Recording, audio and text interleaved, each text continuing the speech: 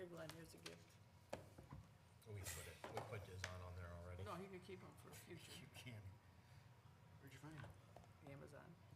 Next time we'll get ones with a little bigger hole in the bottom. I was just gonna say, They actually match this part. They work bigger. Because I measured them with my finger. okay. Good evening. Today is Monday, May 20th, 2024. It's a little after 7 p.m. I'd like to call to order the regular Board of Selectmen's meeting. Stephen Sedlak. Troy Lemire. Paul Marino. Paul Harrington, Todd Archelashi, Glenn Albanesius. William Hester. Candy Perez? William Pozo. Please join me for the Pledge of Allegiance.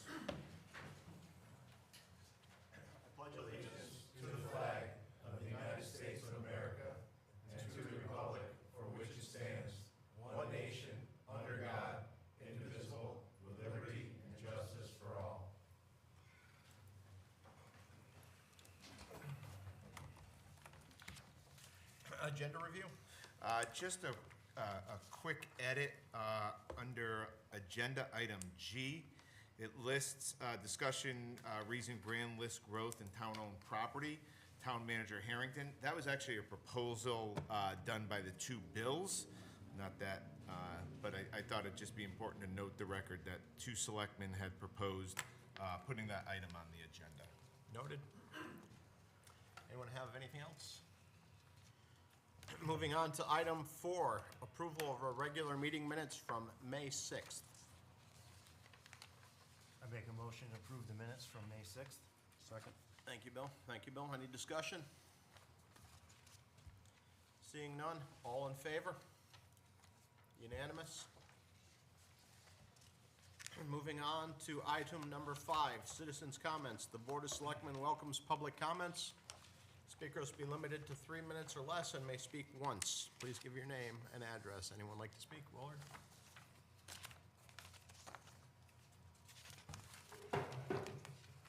Good evening. I think you all know me, but for the record, my name is Willie Platt, West Wakefield Boulevard.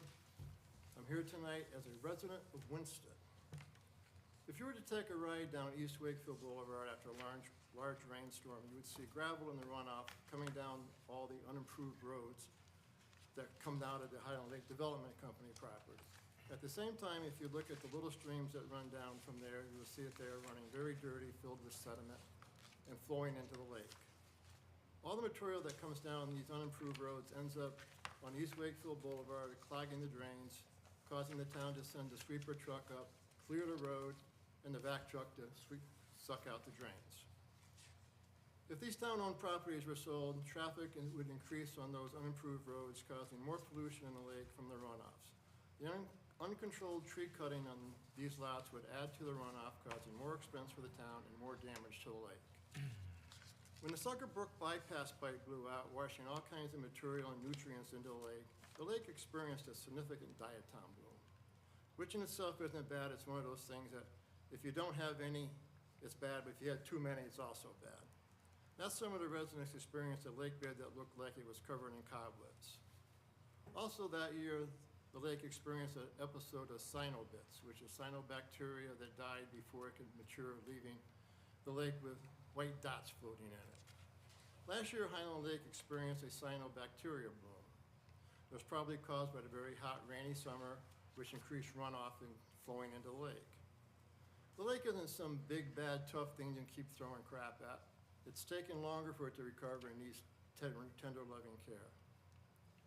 It's been said that the town's not in the real estate business, but the reality it is. It owns ball fields, parks, the public works garage, even this building we're in tonight. It also owns the Crystal Lake watershed, which is there to protect Winston's water supply. Winston's Plan of Conservation and Development on page 6 recommends preserving the town-owned plots around Highland Lake. Why not protect your biggest tax-paying area? One of the biggest reasons people buy homes on Highland Lake is because of the water quality. The Select Board has now experienced an $8 million decrease in the groundage, which has caused you guys a lot of concern. Just think what a 20% decrease in the valuation of property around Highland Lake because of decreasing water quality would do to your mill rate. There used to be a swimming area on Highland Lake called Woodland Park. The town rented it from the owner for a few years, then had the opportunity to buy it. but for some unknown reason, the selectmen decided not to purchase. Now we have a state boat launch instead of a large recreation area for the residents. All these years later, it still comes up in conversations as what a poor decision the selectmen made by not purchasing that property on the lake to provide recreation for the town peoples. Don't follow in their footsteps. Preserve the town-owned lots in the watershed of Highland Lake, protect the valuation of the property, and protect your 32% of the taxes that they pay. Thank you. Anyone else like to speak? Jen? Hi, I'm Jennifer Perga, 378 East Wakefield Boulevard, and I'm also here as a, what did you say, public citizen? As a citizen.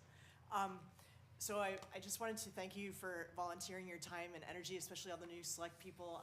I know a lot of you also go to other meetings and boards and commissions, and it takes a lot of time. And also thanks to Mr. Harrington for coming to our town. And I'm not sure if all of you were aware, before I piggyback on what Willie said, but I just want to give a shout out to our Public Works and the women of Winstead. A week or so ago, they cleaned their sidewalks with leaf blowers and brooms, and then the Public Works came with the town sweeper and cleaned up the parking lane. And so they're doing a lot to try to beautify our town. But to go back to what Willie introduced, I just want to say that I agree with him that the lots in their present state with large grown trees and other native plant life should be left as open space, as stated in the town's POCD. The forested land generates unquantifiable benefits that everyone who enjoys swimming, fishing, boating can benefit from because we have a clean lake. Those trees are really important. They filter rainwater.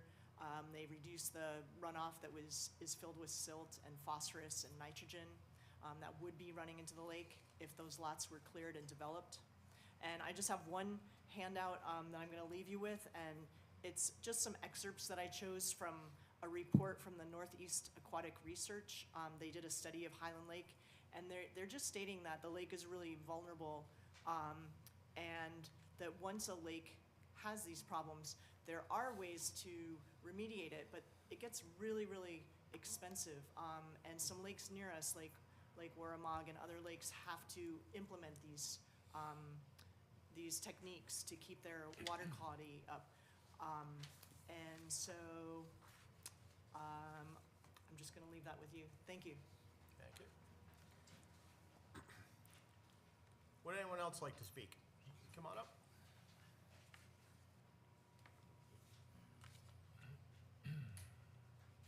Hello, my name is Janet Cosgrove. I live at 876 West Wakefield Boulevard. And I was at the pet parade, which again, year after year, which is always wonderful. And there was some discussion about the open spaces and some property and what to do. I wanted to come and just listen and hear, but I want to say, living where I live, at the Taylor Brook Cove at the end of the lake, our end of the lake, the new dam system or the new bridge system that was put in is wonderful. And it's just a reminder for somebody who's never been involved in the town and all these things, that everybody works so hard to take good care of our lake and to keep the forest and the watershed and everything clean for the lake and pristine. And it's a reminder of what they just finished, that it's really pretty, but it's clean and it's a nice area. And I just would like everyone to consider keeping as much open space as possible and continue doing what we're doing to keep our lake what it is. Thank you.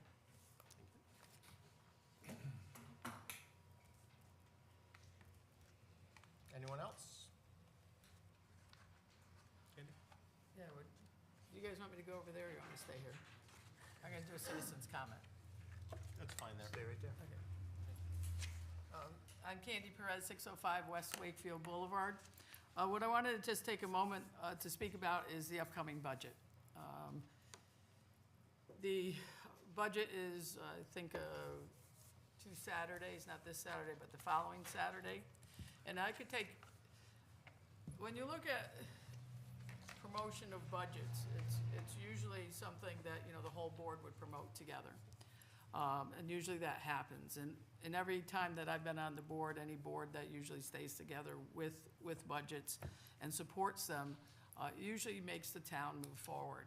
I could take the easy way out and just sit here and say I'm in the minority and not my budget, but that's not true. The fact is that it is my budget and it's everybody's budget. I've seen what happens when we don't have a budget. When we don't have a budget, things stop moving in town. And the items in this year's budget that are causing the increase are emergency services, safety services. So of the 1.9 mil increase that people out there you've been reading about, 1.8 of it is for emergency services. People that you want to show up at your door when things happen. The police contract, we know we wanted to attract more people. Everybody wishes they could do more. We received a letter today talking about, you know, the police and more help. Well, that's exactly what this contract does, and exactly what this budget does, is give the police officers the increase in pay to attract people with over $500,000 more. If you want the ambulance to come to your house, and everybody had signs up, you know, thanking all of our emergency rescue people and whatnot, well, guess what? That's up $240,000 because now they have to find people and hire people instead of volunteers. Last year, the ambulance also went up at $100,000. Also, the emergency dispatch center is also up from where they currently were. Also last year was the transit district, which is also up a little bit, and that's the bus that's a dial-a-ride and brings people around. And then we have the schools. If we want the schools to attract families to town, which everyone has talked about, and I'm not talking to the people right now in this room. The people in the room know this. This is the people, for those of you who are watching, and I wanted to do it in the beginning of the meeting because sometimes people don't watch all the way till the end. This budget, it's hard. There's no doubt that it's hard with everything that we know about what is happening. But the items that this budget is for are things that we all need to support. We all need to support emergency services in town, and we need to support education. Because if the budget fails, the things I just mentioned are not going to be the things that get cut. Because there are contracts in place, they won't be cut. The ambulance, none of us up here are gonna say, hey, sorry, we're not gonna let the ambulance come to your house tonight. Sorry, we're not gonna let LCD dispatch anybody to you. Sorry, we don't wanna give anybody that needs some help a ride around town. They will be things that we all care about. There will be things, and if I had the list, I would show it to you, but I can't find it right now. There were cuts proposed on the table that will be significant to everyone. So I would urge everybody in the public to pull together and get this budget passed so that the town can continue its growth that it has. Okay, thank you very much. Moving on to item number 6, Town Manager's Report. Thank you, Mr. Mayor. It's now been an additional 2 weeks. This is day 1 of week 5, and the excitement level has increased even more as I'm learning more people, understanding more of this great town. But real quickly, over the last 2 weeks, items that have come up is I did have a conversation with our labor attorney, Bill Ryan. There seems to be some floating labor issues out there. We're going to resolve those as quick as possible, and more meetings to come. We obviously worked on the budget presentation slides that you all saw last Monday night. I think the presentation went over very well. There were some questions in the audience, which engages the public, which is always good that the public's engaged on it. Not this past week, but the week before, I had my first COG meeting. That meeting was focused a lot around the budget, and of course, one of my fortes is budgets. And now we're going to go into a secondary, smaller group meeting to dissect the budget a little bit more. I think there are some areas on the income side we could dial in, and then also on the expense side as well. Rista and I have engaged in a few conversations already, and look forward to providing as much knowledge to the COG that I can. I did have a chance to meet with the superintendent from Gilbert. Mr. Chagru was in my office end of 2 weeks ago on that Friday. Had an interesting conversation with him, also with employing SRO, or excuse me, back up, armed security at Gilbert. We started the conversation with that. He is looking for a memorandum of understanding for a few items. One of the items being that they have the ability to communicate with our particular police force and make sure if there was ever an incident. So conversations are going to continue with Gilbert and potentially getting into some memorandum of understanding. Met with our great chair and co-chair of EDC and different avenues that we look to approach, looking at the slogans and looking at engaging other businesses and bringing in new businesses into the community. One of the suggestions that they're going to bring up at tomorrow night's meeting is potentially moving their 7 o'clock start time to a 6 o'clock start time. Hopefully getting a little bit more people engagement and getting the ability to come. They feel once people get home, they've had dinner, they don't want to go back out again. A 6 o'clock start time, people would, more or less come from wherever they are and hope to improve some work on that. Wednesday, Todd and I were up to the GHAR local leadership breakfast that was put on by the Realtor Association. It was a very interesting event. I'll summarize it quickly. We each got a little bit of time to get up and talk about our towns. Instead of, to put it boldly, complain or talk about, we promoted Winchester Winstead. And we promoted so well that at the end of the conference, every developer or real estate agent that was in the room surrounded both the mayor and I, while the other mayors and first selectmen just ended up walking away. So I think right now, and we're going to continue it, Winstead has a very hot hand in the developer and in the real estate market, and it was proven, that Wednesday when the conference was over, we didn't even get a chance to get up out of our chairs, and we were surrounded by great developers, great real estate agents looking to set up meetings. We've set a lot of those meetings up, which is exciting. Moving on, we had the Laurel Festival interviews on Thursday. Came down, met a few of them. Worked with Alexa, who's our IT person, on promoting more on our website and on our Facebook, and we've come up with some ideas. And also, I know it was paused for a little bit, the newsletter. We're looking to get a newsletter out as soon as possible. And then on Friday, I was able to tour our fire department with our fire chief, or all of our fire departments, look at the congressional direct spend for the addition to the firehouse as well. In general, it's been great meetings, and there is a lot of excitement in this town. People want to spend money here, and I'm looking forward to working with each one of them and having the meetings. The next few weeks is just developer, real estate agent after developer after real estate agent coming in. So it's really exciting.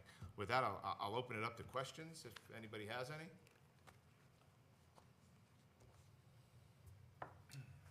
Seeing no questions, moving on to item number 7, Finance Director's Report.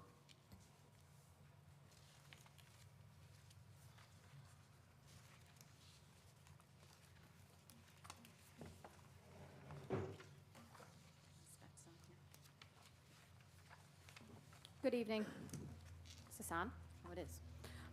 These are the general fund results for April 30th, 2024. We are 10 months through the year, which is 83% into the fiscal year. I first want to say thank you to Tom Herschel, my grants and budget manager, who stepped in while I was on vacation to assist the town manager at the town meeting. So I do appreciate his time. Revenues, current property tax revenue year-to-date, $26,511,687, which is 99.74% of the budget. That's in comparison to the prior year, same period, $25,285,060, which was 99.13% of the budget. Our motor vehicle supplemental for the current year-to-date, $248,245, which is 124.12% of the budget. You'll recall, as I've mentioned every month, we had our motor vehicle supplemental in the prior year was added in with the current property taxes. So we didn't have a comparable number in the prior year. That was included in the total current property tax number. Our past due taxes year-to-date, $158,998, which is 53% of the budget. That's in comparison to $336,760, which was 112.25% of the budget. Total revenues year-to-date, $37,938,069, which was 96.06%, compared to $36,076,029, which was 100.06%.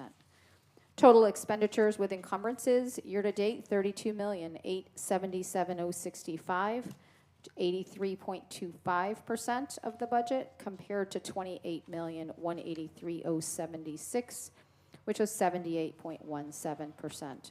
Our municipal aid received in the month of April is our final payment for education cost sharing, $3,826,909. Our cash flow as of the end of April was $17,807,664. Of that balance, $12,971,434 of that was invested, $450,000 in the Northwest Community Bank sweep, $2.4 million in STIF, and just a little over $10 million in the Northwest Community Bank money market account. Our April capital expenditures, $27,226 for our annual road repairs. We had an $11,171 for the Elm Street reconstruction. A little over $3,000 spent for the Public Works staging area, and $19,095 for the improvements at Tatros Pond. Questions? Did we get copies of that this time? Of? The budget copies we usually get? I don't, Yes, I sent those off prior to going on vacation. I sent those to Terry, we don't have them? all the reports. I don't think they're in the packet. Not in the packet. Did she forget them? I sent them so early, too. Okay, well, maybe you could just email them to us. You want to email, just so you want to email them, or you want to send me and I can email the board I'll tomorrow morning? I'll email them when I go back up, because I'll just resend what I sent to Terry. And then, one of the things that I would like a recap on, and I know you did it not too long ago, was on the capital and how much money is being held and projects that capital money was awarded, let's say 3 years ago and 2 years ago. Can we get that updated? You mean how much is remaining in the budgets for all of those? Yeah. So I have that through the end of fiscal '23 right now for all of the capital years of the system that's not closed. And then I'll add in, I actually pulled that up this morning, to add in the fiscal '24 to show you cumulative since 2018, what that looks like. Yeah, Yep. like what's left. Yep. Because the money that we have invested is money that would be spent on capital, some of it, right? So are you asking for what has been appropriated to capital's budget versus what we've actually spent and what is remaining No, in what's- funds? What's remaining in capital, the capital account? Like, if we did all the capital projects and they all finished tomorrow, how much money is it? Right, so basically unexpended funds. Yes. Yeah, sure. Not to spend, but unexpended. Yes. Yep. Thanks. Any other questions? Thank you. Thank you. Moving on to item number 8, correspondence.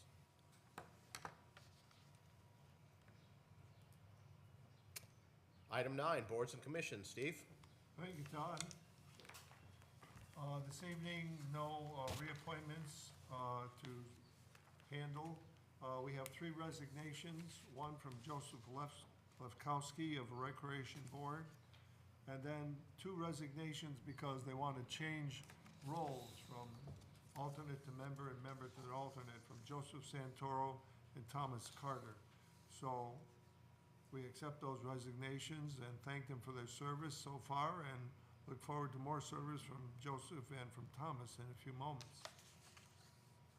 Consideration step number 1, we have information received tonight from Kevin Bergio, who is interested in becoming a member of the Conservation Commission. We'll start that vetting. He has a big, long resume of about 17 pages here. It'll take us a little while to get through that. and also from Stephen Plumley, who is interested in the Economic Development Commission as a member, as an alternate member, term that would expire in April of '29. No nominations on step 2 tonight, but we go right to appointments. And I'd like to move to appoint David Pines as a member of Water and Sewer, term to expire in June of 2029. Second that. Thank you, Troy. Discussion? All in favor? Unanimous? I move to appoint Stephen Vale as a member of the Historic Commission, member co-historian, term to expire in December of '24. Second that. Thank you, Troy. Discussion? All in favor? Unanimous? I move to appoint Sheila Sedlak as a member of the Historic Commission, term to expire in December of '25. Second that. Thank you, Troy. Discussion? All in favor? Unanimous? I move to appoint Mary Ann Marino as a member of the ZBA, alternate member, term to expire May of '29. Second. Thank you. Any discussion? I did have some conversation with her about, there was a concern about residents, and she satisfied all the questions I had, so there should be no problem appointing Mary Ann. Any other discussion? All in favor? Opposed? Abstaining? 4-2-1. Next. I move to appoint Joseph Santoro as member of the Economic Development Commission, alternate member, term to expire April of '29. Second that. Discussion? All in favor? Unanimous? I move to appoint Thomas Carter as a member of the Economic Development Commission, member status, term to expire in April of '29. Second that. Discussion? I just have a question. As he was an alternate, he could have stayed on, actually, and Just been promoted. if Santoro had resigned, he would have automatically gone to member. He didn't have to go through this process again. Well, if somebody else jumped in, it would have took that spot, so they probably just swapped. Well, if he was an alternate and a member resigns, he becomes a member. Correct. Yeah. Well, yeah, technically, yes. You still have to be voted from here, I think, to No. make that happen. Yeah. I don't think so. We've voted in the past when we've promoted people Yeah. up. I don't know if it's necessary, but we have. Anyway, you can appoint him as a member, or you could have promoted him one way or the other. But Any other discussion? All in favor? Unanimous? That's the report, Todd, except for, again, our usual plea to the audience for volunteers. We currently have vacancies on the Architectural Review Committee, the Conservation Commission, the Cultural District Commission, Economic Development Commission, Laurel City Commission, and Recreation Board. Thank you, Steve. Item 10, unfinished business, we have nothing. Moving on to item 11, new business. Item A, 24-27, proposed line item transfer. So as you see, item 24-27 is coming from our senior services, looking for a total of $4,250. $1,000 of it coming from the overtime line, $250 from the copier, and $3,000 for the maintenance of vehicles. They want to transfer into the maintenance of structures.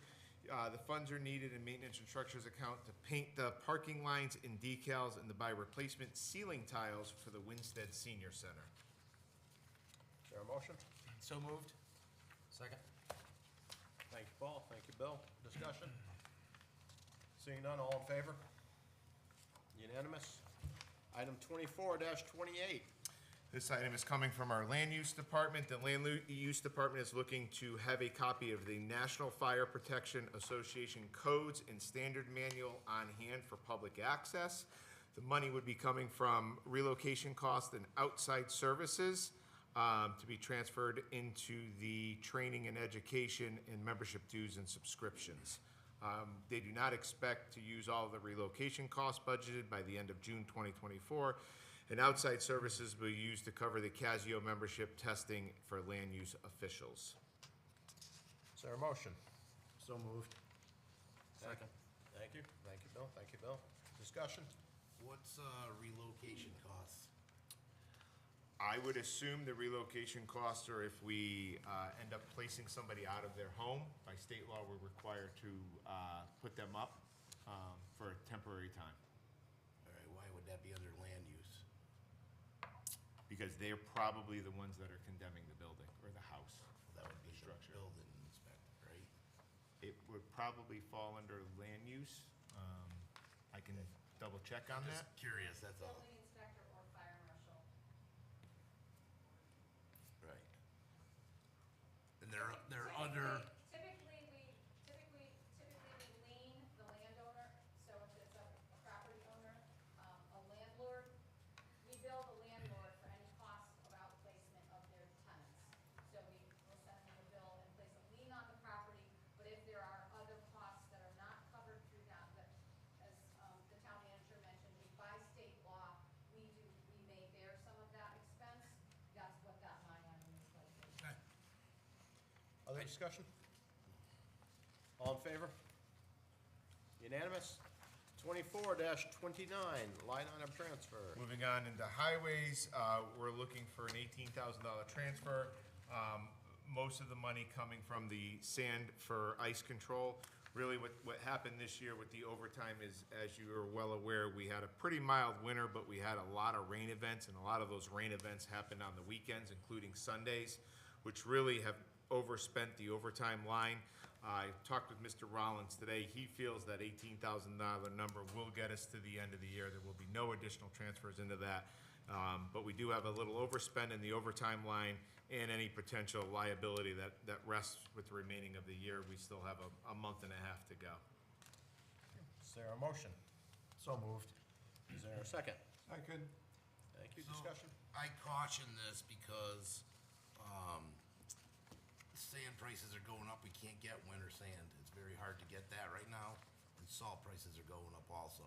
So if you have money to purchase it at this time where the price is right, you'll save money in the long run. I don't know if there's any other avenues that you could look into. I mean, we have that huge storage shed, it would be advantageous to fill that up with, I mean, that's what most towns do with their extra, because very rarely do you have extra. Just a thought. I do like to, I was over at Public Works multiple times over the last few weeks. I did note that the salt shed does have a pretty good amount of salt in it right now. By no means am I saying it's full. And also, remember, our budget resets on July 1st, which I still think prices of salt will probably still be relatively on the lower side. Got it. But I feel pretty confident in the amount of salt that we currently have in that shed. I know it doesn't go bad, it's one of those things that doesn't expire, but I know that we don't know what event could happen down the road. We want to make sure we have the overtime budget to be able to get the crew out there to address any issues that may or may not happen. Hopefully, we have a pretty calm next few weeks, but I can't predict that. I'd like to, but I can't. Other discussion? All in favor? Unanimous? 24-30, municipal suspense tax list. So as you see, we have a note from our tax collector. This is something that the Board of Selectmen does on a yearly basis. It's per General Statute 12-165 and 12-167. Every year, the tax collector goes through and deems properties or personal property that she's deeming as no longer collectible. I want to note that does not mean we can't collect it. We can still possibly collect money if somebody comes in and writes a check because they need to register a motor vehicle or anything like that. It's just something that per the general statute, every year we have to get a list of items that we feel are no longer collectible and move it to the suspense list. Kind of just hangs out over here, but still by all means, we have the ability to go out and collect this money. But after, several attempts, letters being sent back to us, deceased parties, it came up with the $49,399.97. The list is attached in your packet of all of the properties that the tax collector is looking to suspend. Is there a motion? Second. Thank you, Bill. Thank you, Bill. Discussion? All in favor? Unanimous. Glenn has a document for us to sign on this after the meeting. Moving on to item E, 24-02, consider and possibly act on a resolution to accept 2023 steep funds. Okay, so let me take you back before we go forward. Back in 2023, the town applied for a steep grant. The application was for 44 Elm Street to do some HVAC and some roof repairs. In the grant that was written was that we would be turning that particular property into a community resource center. We know that Steep is going to be coming back out on July 1st with another round of applications. Steep works that if you have a outstanding grant, you can't apply for any additional grant. We asked Steep if we could continue with the project of repairing HVAC and roof repairs, but not noting the particular use of the building. They said that would not be warranted with the grant application that we put in. So before you all tonight is either an acceptance of the $250,000, which then turns 44 Elm Street into a community resource center, or a denial of that particular steep grant, which then allows us to then go back out on sometime early July to apply for another steep grant because we won't have any pending grant out there. Keeping in mind, I think 44 Elm Street could be a great use of a municipal building if you all feel that way. But right now, simply with resources and funds that are available, we can't do much with the building until we have a much larger conversation. The goal is to go back out for a steep grant in July, particularly for that building, and maybe not necessarily tie it into a community resource center, but a municipal building, which then allows us to do many different things to that building when we all decide, or you all decide, what ultimately you want to do with 44 Elm Street. I'll take questions, but there are two resolutions before you.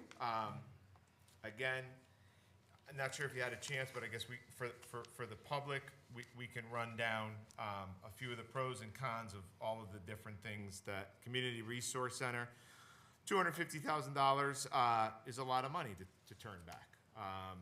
Additional grants could be available to offset project costs if we continue with the Community Resource Center. A Community Resource Center centralizes various social services to one location. The historical building is being preserved while giving it new purpose, high community benefit, and we potentially are getting some vandalism over there when you obviously have a building that's in use. The vandalism definitely goes away. Cons of that is where are we going to get any additional funding if additional grants can't come in. Option two, if we renovate it into a police station, that's been talked about before, grants will become available for police stations. One of the items under the police accountability bill is that you need to be accredited police station. One of the items that the accreditation firms goes through is your current police station and looking to make sure it meets all kinds of regulations. I don't want to say we would be able to pass that with flying colors, but I think we may have some challenging getting accredited with the current police station in the shape that it's in. Again, historical buildings being preserved, high community benefit, vandalism goes away. We could just maintain the property right now. Maintenance of an unoccupied requires repairs of the roof and the HVAC system. Currently, the roof is leaking a little bit up there. Continued leaks obviously are going to create mold issues and everything like that. Just maintaining the property is something that we're going to have to take on no matter what we do, because we obviously, once we figure out what we want to do with the building, if we want to do anything, we obviously want to make sure that the building is still of sound. The building department has gone into that building. Structurally, that building is very, very sound. It's not going to fall into the ground. It's still a very, very sound building.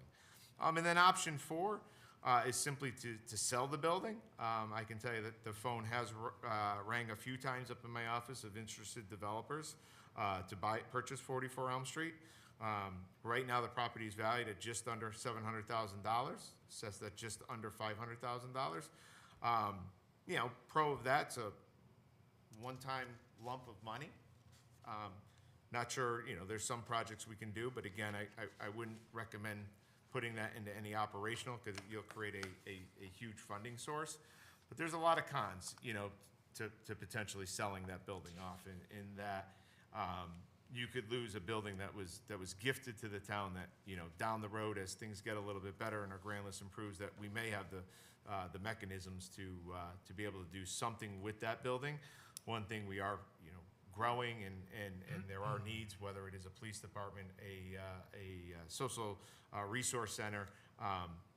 It's something that I think the town's gonna really wanna look for down the road, of using that building for something. So, again, tonight, we would either need to let the state of Connecticut know that we're gonna move forward with the steep, and we'd be letting the state know that we are gonna turn 44 Elm Street into a social resource center. If we decline it, that allows Tom and I to go out, you know, roughly sometime in the beginning of July, to put in for another steep application, either for that building or any additional steep projects that come to our mind. That's what's before you tonight. For you, there's two resolutions. It's 24-03 or 24-02. I'll answer any questions and let you all debate it. Anyone have any questions? So, I'm sorry, go ahead. Go ahead, Paul. So I had an opportunity to tour the current police department recently, and I was actually shocked by what I saw down there. It is a horrible facility for them to work out of. The hallways are particularly narrow. The office space is terrible. The female locker room is the remnants of a janitor's closet.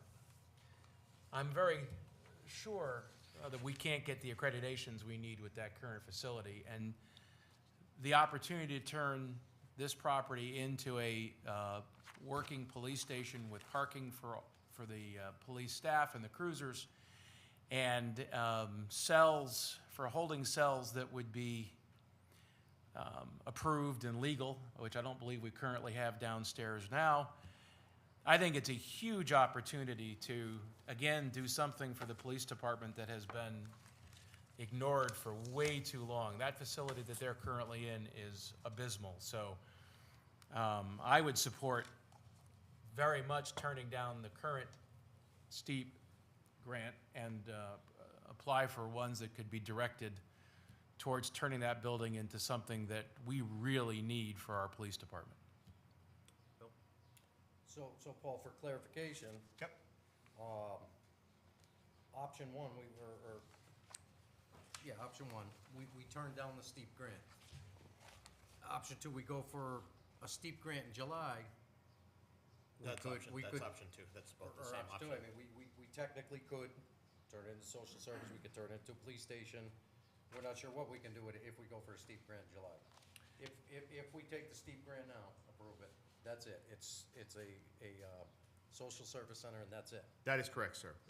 We talked with Steve, OPM, who administers the grant, because you never want to spend money and then be caught saying, oh, well, we had a different idea. So if we take the $250,000, the language that was submitted with the grant turns that building into a social resource center.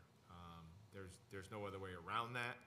We were told, you know, hands down, that that's what it needs to be turned into from OPM. If we reject this and then apply for not only steep grants, but is there other state funding that we could use towards a renovated, to do the police station? Yeah, there's definitely state funding that become available. We need to engage our state legislators. It could be potentially bonding. I know, for example, Enfield was given $5 million to not to build, but to add on to their existing police from the state of Connecticut. There's been other towns around the state that also have received money to either redo or to build new police stations. Wallingford, I believe, were given some state funds. I don't want to put a false hope that we could get the entire police department, if that's the direction the board wants to move, funded by, state or federal grants. But I think we can probably unlock some additional funding for police department if the board chooses to move in that direction. Candy? Yeah, in the past, I just don't want us to sell the property. I think that the location is extremely valuable. I think that right now it's used as a staging area, the parking lot for construction. And then it's a parking lot right off of Main Street, and everybody's always talking about parking on Main Street. If we were gonna have to go purchase a piece of property like across the street up there, if it were ever to sell, you're talking a couple $100,000 for something that we already currently own.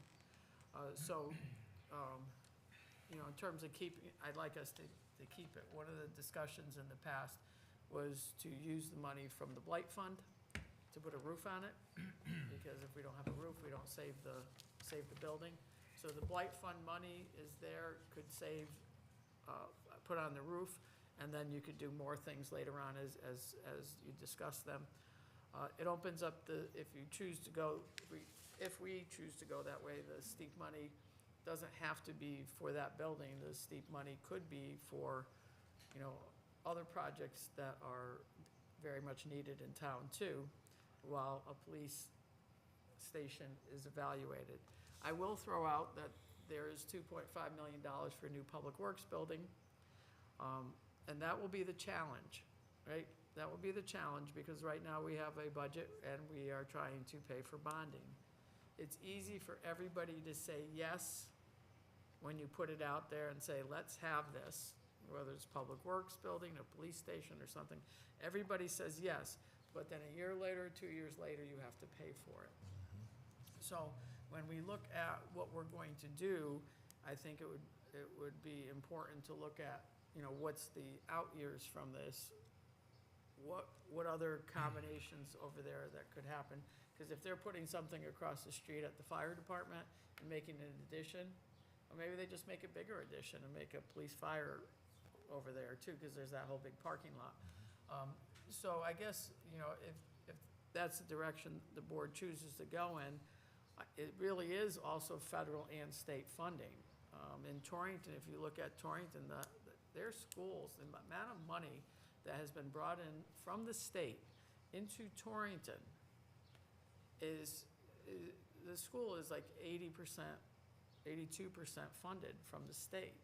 Other projects they have in Torrington have been, there's a place right on, I think it's East Elm Street. They got over $1 million for a business area to clean it up, and another multiple millions of dollars for things to clean up. So if somehow our state legislature, and we already know from our congressional and senatorial that we got the 2.5 for public works, it's possible you can get a lot if other come through, but if you're talking a $14 million station, and the bonding on that, I think that would be something that we need to look at before we just put another steep grant in and says, oh, it's gonna be a police station, without having more facts and figures with us. So if we turn it down, we turn it down, but there's other steep things, but I think there should be a longer discussion and analysis of what goes forward.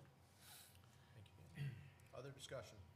Could I ask, if we reject the steep grant now, but start anew on July 1st, and a police station is one of the options we're looking at, could we go back and look at a community resource center? I mean, is that still a viable idea?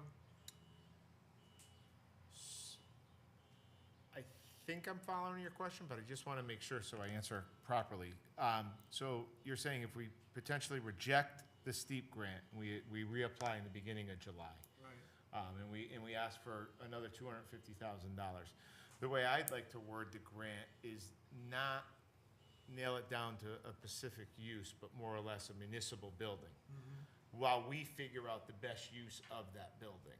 So if down the road, the social resource center ends up, rising to the top, we have the ability. If a new police department rises to the top, we have the ability.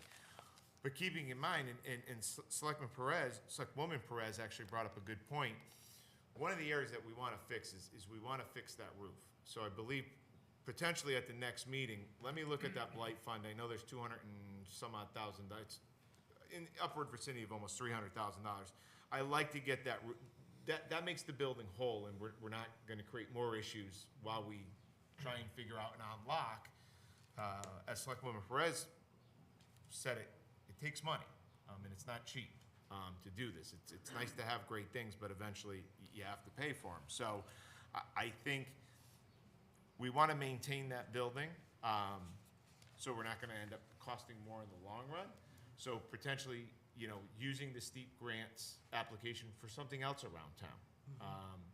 Maybe potentially, if we can make a deal with the parking lot. I mean, in order to get a real, we're going to need parking, and that lot across the street could be one of those things. There's a huge run of different things you can apply for steep. I just needed to bring this to your attention because the grant's going to become available, and we would be excluded from submitting any grant as we have a grant out there being unspent. We would immediately be thrown out of the application process. Yep, that answers my question, yep. Any other? Yeah, I agree with Candy. I definitely think it's a valuable piece of land. I know I don't want to sell it either. I'd like the town to keep it and do something with it. I know we're a different board than last time, so I think we need to open the discussion, whether it is a police station or something else. I think it's important we hang on to that, especially with the parking and everything. And the police do need quite a bit of help down there. I've been through it when I did the Citizens Academy, and the people were definitely a lot smaller and shorter back in those days, so. Yeah, so I think we ought to hang on to it. I think we ought to see what else is out there to turn that into. But definitely, I think fixing the roof is top priority for sure. Let me, do you all I'm assuming we probably have a quote from when we submitted the grant. I know prices have obviously increased, but let me see if there's a quote on the roof, and let me see if we can take action on that sooner rather than later. Yeah.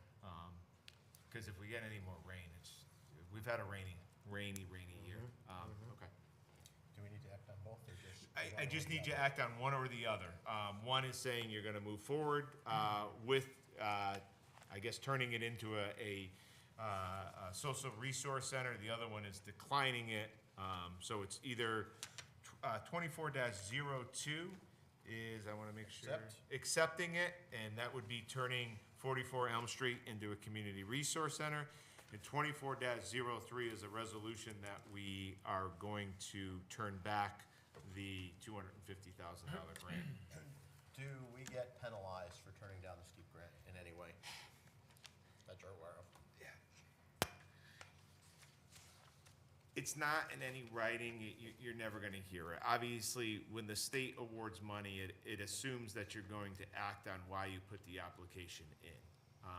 Do you get penalized? No, but it does stick in the back of somebody's mind of, hey, we gave you that $250 and you then turned it back. So I think moving forward, we definitely wanna be a little bit more cautious when we apply for grants, and when we apply for them, that if we get them, we act on those grants and we do, what we said we were gonna do. This is, it's hard to say this because $250,000 is a lot of money. It is relatively a smaller grant that, the state of Connecticut gives out in terms of the millions of dollars that they tend to give out in grants.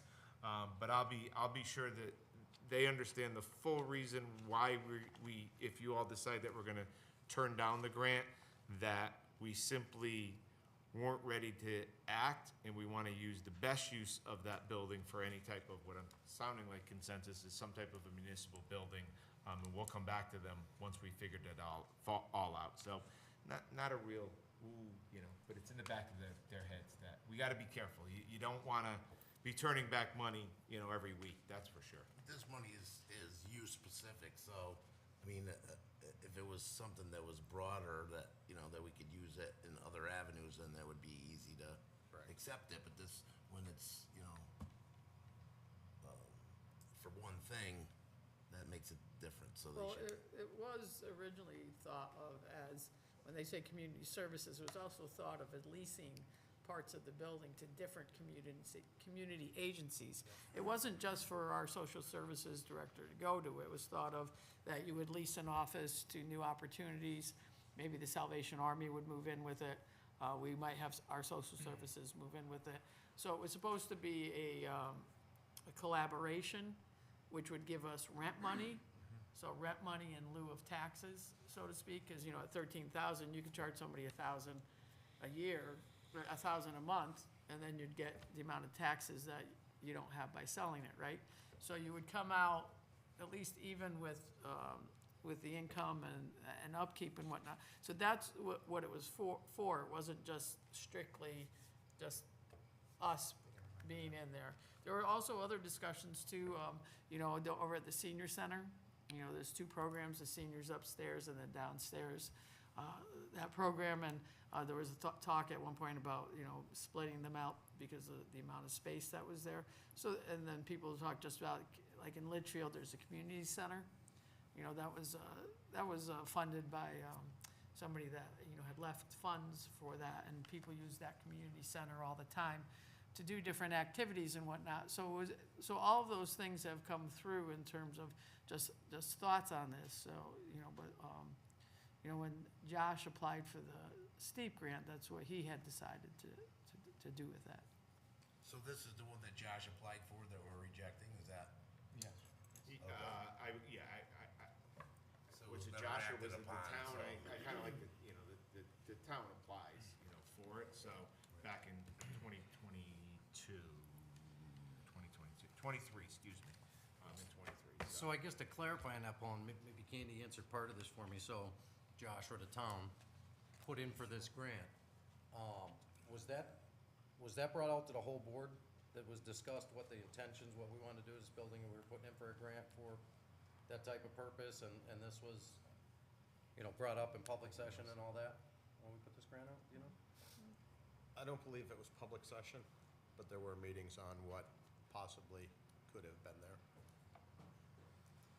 So I guess going forward, whether we decide police station, whatever we decide, I think it'd be nice to know, okay, we want to put in for a steep grant for this purpose, general purposes, police station, community service, what, just so that it's out there, kind of, so we all know. And There was a time, I should speak, there was a time that all steep grants were approved by the Board of Selectmen. You know, historically speaking, there was a time that this board approved them, there was a selection of items, and then it moved more towards, you know, the last 10 years or so, it moved more towards manager driven direction, meaning that the manager would talk to, you know, departments would talk to the board, and was the person that would bring the idea forward that this would be a really good thing for the steep grant. So it can go either way, depending on what the board chooses to do. Well, I think to your point, Candy, the reason I'd like to have clarity on that is so that we don't get in a situation where, yeah, we have a grant for roof, however, if we do this roof, it's designated for this, and now to follow this up, we need another $7 to $10 million to complete this project, or, you know, so maybe not even approve it, at least an open discussion on what the thoughts are for. It's great to take money, but we all know when we take money, there's a lot of strings that go with it. No such thing as free money. Exactly. So I'd like to make a motion on resolution 24-03, supporting the rejection of OPM 2023 Small Town Economic Assistance Program steep grant funding. Thank you, Troy. Thank you, Bill. Any other discussion? All in favor? Opposed? Abstaining? 601. The funds are rejected. Then you and I can get together. Yep, do what I gotta do. Hey. Oh, sorry. Moving on to item G, discussion grand list growth, town-owned properties. As a reminder, this was asked for by Bill, and Bill, I think I'm gonna turn it over to them and add comments if need be. Okay, this was made up by Mr. Albanese, and he shared it with me, so I figured I'd share it. It's nothing it's a roadmap to Winchester's grand list growth. It's just to get the conversation going. It's not like set in stone or anything, it's just to get it talking, and, there's, you know, obviously, we need to have some more money come in, and, what better way is, you know, I know Paul's been, the meeting that he had, it sounds pretty exciting, and like I said, it's just to get the conversation going. I don't know if you'll put it up on the website later on, but it's, you know, it's in a couple of phases here, some initiative framework, some leadership. We have like a professional council advisory, again, just throwing it out there. Growth advocates, financial expertise, state and federal liaisons, urban design and planning. Vision is craft a comprehensive vision. I think that Winston kind of needs a little new identity. Some people are stuck with the 55 floods, some are stuck with Centrella stealing some money, but I've been to a couple places last week and asked, where are you from? And I said, I'm from Winchester, and they say, oh, that little town has such potential. And we all know it has potential, but it's getting there is the key, is get some growth here. So that's to start the conversation. And for me, Paul, part of this was just, I know in your few weeks that you've been here, you've actually been working on some of this, so. Yeah. If you could just give us a brief overview of if you have anything going on, what you've started. Thank you. Good. So thank you. It's been a fast few weeks. So let's take a step back again. So yes, the town is owner of a bunch of properties. Right. Before we start talking about all of the properties, there are what I'll call as some low-hanging, really good fruit that's already fallen on the ground that we should immediately turn our attention to. One of the examples is the 118 acres up there. That's where you're going to get the grand list explosion that we are all looking for.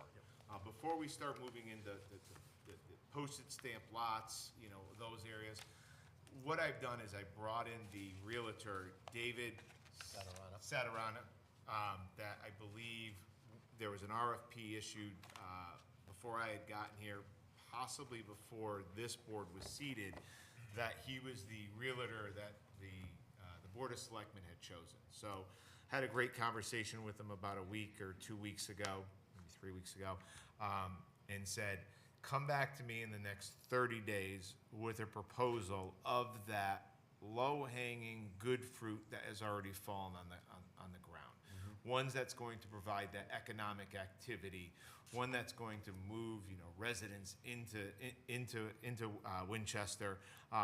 So I'm excited that when he comes back, I'll present it to all of you of, hey, these are the, and I didn't give him an exact amount.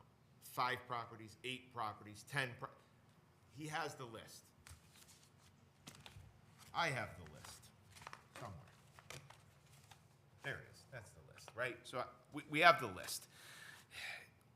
We need to get the most bang for our buck initially. And these are going to be the bigger properties that developers can come in and immediately build, homes on and increase the grand list.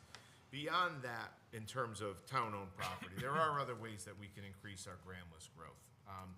I have reached out to TMA, which is Tax Management Association. I believe I talked about this actually during my interview with all of you, was that we want to do a personal property look-through. We want to look at all the personal property that declarations that have been filed to just do a simple audit of those, and you don't do them all at once. TMA does have our list of 5,900 declarations that were filed. They're going to come back with a proposal that if we audit these roughly 100 accounts, we feel that you roughly are going to find this amount of personal property that was not declared. Now, I want to give some excitement, but I also want to put a warning out there that when property is found that wasn't declared, you get to go back 3 years, and you also get to have interest and penalties on that particular property. That gives, obviously, that particular fiscal year a very big windfall in money. That money won't continue, but the good news is that new property that was found now appears on the grand list. So it's one way to increase the grand list is, finding it. One of the areas that, you look at is, gas stations. Roughly all the gas stations roughly should have the same amount of personal property. Whether it's a large or a small one, fine. But just looking at, the gas stations around and seeing, okay, everybody's falling in line and has roughly, or is there a discrepancy? Is somebody not reporting, the milk cooler or anything like that? So, TMA is one way that we could potentially, increase our grand list growth. The other item is potentially, we're looking at the delinquents of our property and potentially doing a tax sale with the delinquent properties, but setting a criteria. I think it's very important that you look at, I'll wait till the ambulance drives by. Looking at the criteria, and criteria that I've used in the past is 3 years delinquent and potentially $10,000 of owed taxes on that property. And that does a few things. One, it gives us an initial, flow of cash, but that potential new buyer is obviously probably going to continue to pay the taxes every year if they end up, getting the property and it goes through the 6-month process. So a few ideas that we're vetting out right now to increase the grand list. But I think when we look at town-owned property, I like if the board can really get on board with initially going after that low-hanging, easy fruit that's out there. That immediately, one, when we sell it, will give us, a good cash windfall, but it also will bring in development of, the houses that we want and the residents that I think we're all looking for. I said it at the town meeting last week. Grand list growth is our #1 item. Yep.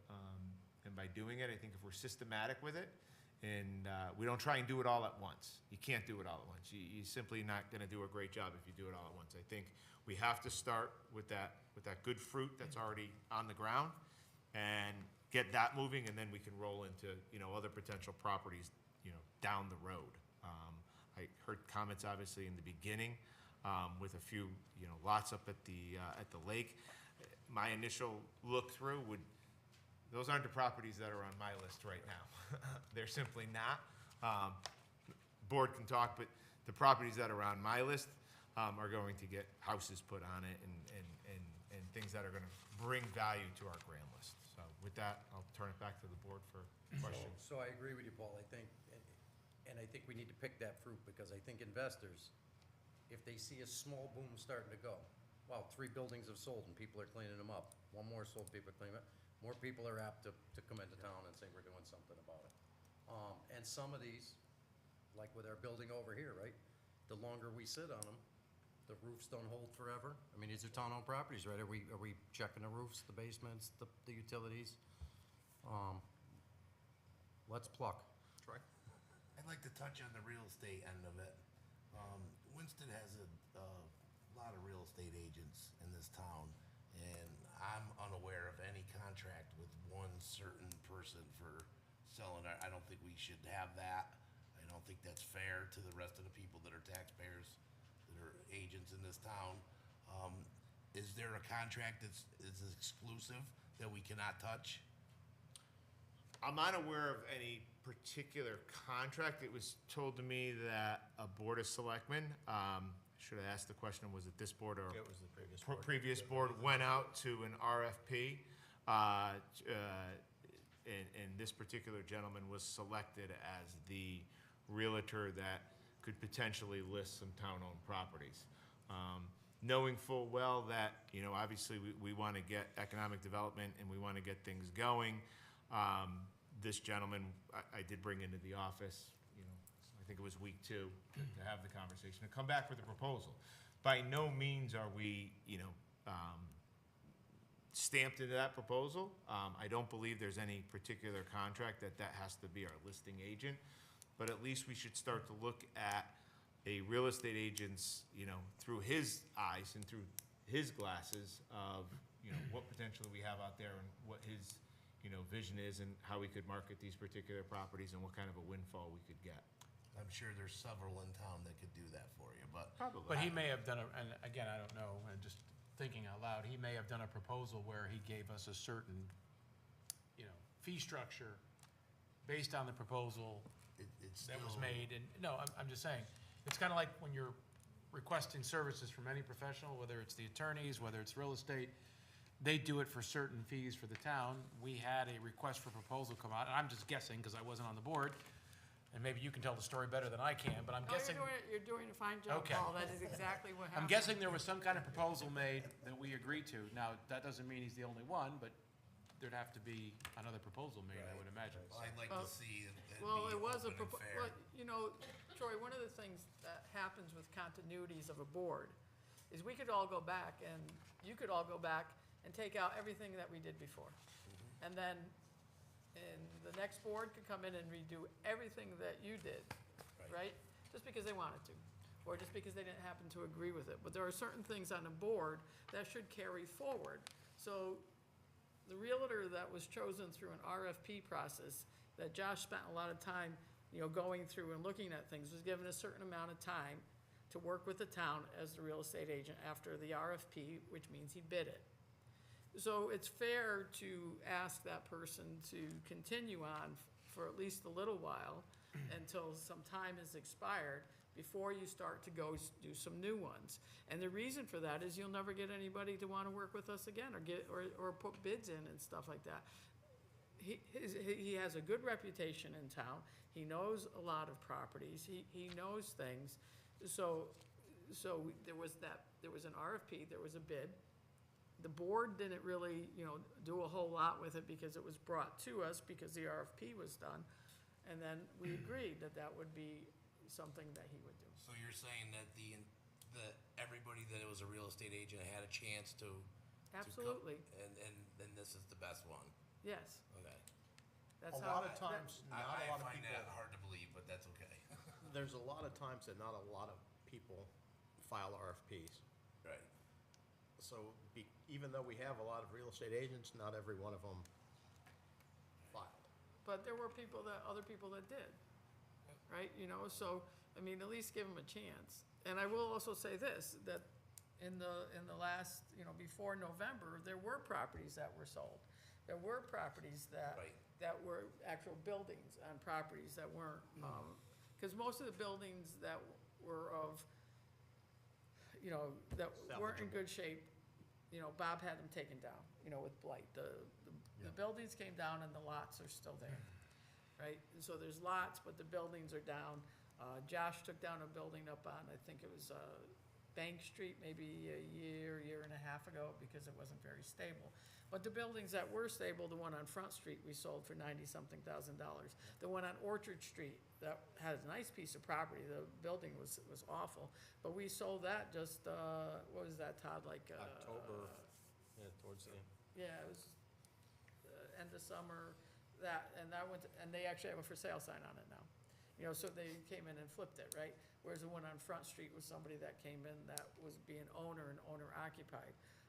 There was an RFP for the 118 acres, but as I talked to Paul the other day, and I said it before, we own certain pieces of property, which means that the town should direct the development of those properties, because you never get a chance to do that when it's in private hands.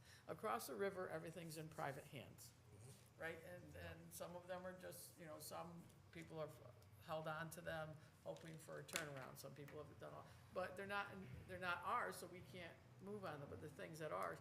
So I was, and just briefly talking with Paul, that the 118 acres ought to be somebody that we go find to develop what we think would be a good addition to our town. Because if you just put it out on the market and you just decide to do that, you may not get what you want. Yep. Right? You may not get what you want. I agree with that. So That has nothing to do with the real estate agent, what I was talking Yeah, about. but I'm going further So, because now I have the mean, microphone. The so real I estate get you. agent's already got a bunch of properties sold and already got commissions. I think it'd be fair for the town If I to. remember correctly, I think there was a time limit on his I want to say it was like 2 contract. Yeah, years. it might be, so it's probably up within the next year. Paul, can you pull a copy of that RFP I up can. for us and Yep. get it off? I can so we blast it out to review all of you, yeah. I think it's important to, and the point's been made, is that when it did go to RFP, I wasn't here, I know several of you weren't, but, the continuity is important, because you don't want to be known as the town that constantly is going out and switching things up. A real estate agent spends all of their time and all of their money in the beginning with hopes that they sell the property, and that's when they get paid, once they sell. So, we have a particular gentleman who sat with me, who's now putting in countless hours and time for free, because we're not paying him. He only gets paid when it sells. Another point I wanted to bring up, since I have the mic now too, is I did send a memo to the tax collector. Not sure what happened in the past or anything, but any property cannot be sold if it was a tax sale without me authorizing it, and it also being on the town's website with a list to the judicial site or the selling site. I think that's important, that at least I can then advise the board, and I also know that a potential property is being listed for sale. I think it just makes it a lot more transparent, clear, and I can advise the board. And that memo was shipped out after close today, so the tax collectors will see that tomorrow morning. It's in their inbox. So are you looking for a motion to start putting out some RFPs for us? I was, RFPs for what? This was just a general discussion on Just to open giving us a discussion. little heads up of which direction he's heading. Yeah, because I actually know somebody, he's bugged me a couple of times, and everybody knows him as Steve Vale. Now, he has a piece of property right next to his house that he's been mowing, taking care of for a few years now, and he's like, I've been trying to get the town to sell it to me. He says, I don't want it, it's for the kids. So there's perfect example that, there's a piece of property that if it's a few $100s a year, that's better than not having it sitting there in our hands, and he's been taking care of it already, so. Well, like I'm saying, let's give them I'd authorization to start. like to talk about that, and I'd also like to talk about this. Sure. So I'll talk about that property that you just brought up. We did that exercise. If he were the one to buy it and merged it, it would cost $200 more in taxes. So I like to do math. So the math is, and this is where, if we start rolling down this road a little bit longer, the other properties next to him, only for sale to him. They're not, because it's a sale of town-owned land, public property, has to go through a procedure where it would go out either through a real estate agent or through a bid process, and then everybody could bid on it. And maybe somebody wants to bid on it and make it another house again, which now we could get $3,000 to $5,000 a year on the property. So it's not a guarantee that it goes to the neighbors, and I think that's one of the reasons why some of these things have just stayed where they've stayed, is because there is a possibility that Mr. Vale, because you brought up his name, could be very upset moving forward. And I think that we need to give Paul, our town manager, time to look at all these things. I mean, if you do math and you look at the value of things and you look at where you're going to get your biggest bang for the buck and what you're going to do with the conundrum that you're gonna have with different people that are involved, I think it would be good as Paul gets moving to look at that. And now I want to switch into this. Sure. So back in 2015, something like this was done. There was a strategic plan done. Glenn was on the board back then, right? But our strategic plan, we brought somebody in to meet with the board to create this strategic plan. I'd also like to think that this plan was given to our town manager to look at, because our town manager would be our leader in terms of looking at that. I know he got it tonight, but did he get it before tonight? Yes, I So- did, yes. So I think that if we were to do something like that, there should be a full board meeting to talk about the components on this, led by our town manager to help bring us, through all of these things. Because I think a lot of the work on here too, should be by the Board of Selectmen as well. I mean, I don't think we ship this off out to just a advisory council by themselves. Maybe it's an advisory council with the Board of Selectmen, and to do all this. But these are things that have happened in the past with some of the things I've seen on here. So I would encourage us to, if we're going to, you mentioned about put this thing on the town website, but it hasn't been something that the board's been part of in terms of creating. So I'd like to hold on to that for a while until the town manager can maybe help us and lead us into the areas for this. Yeah, it was, like I said, it was just to get the conversation Oh, no, going, that's fine, you know. that's fine. Could I ask the board's indulgence to speak, or I'm gonna do it during public comment? It's up to you guys, because I just wanna make a comment, if I could. Why don't you do it in public comment, Okay. so we're staying. That's fine. Just actually, Candy brought up the strategic plan. I was actually going to bring that up. Going back, I don't remember if it was Dale or right when Bob started when we did the strategic plan, so we're going back 2 or 3 town managers ago. It's probably wise to have Paul go over our strategic plan and the board meet and update our strategic plan as times have changed. I think we updated it once in the last few years, but it probably needs more updating.